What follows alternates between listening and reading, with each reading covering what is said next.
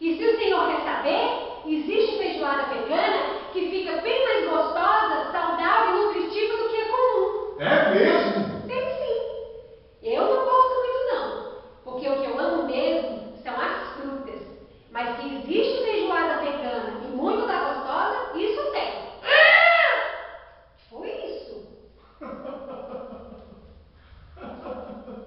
Aposto que foi o Miau, o meu gato aprontando alguma. Deve ter encontrado um rato na despensa e abocanhado ele.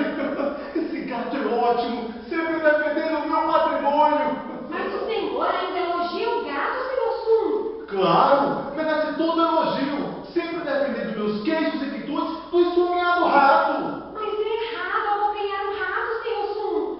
Deveria limpar a despensa. Assim não viriam mais ratos. Tem lógica o que você diz, garoto. Mas eu sou velho, vivo cansado, não tenho tempo de arrumar tudo.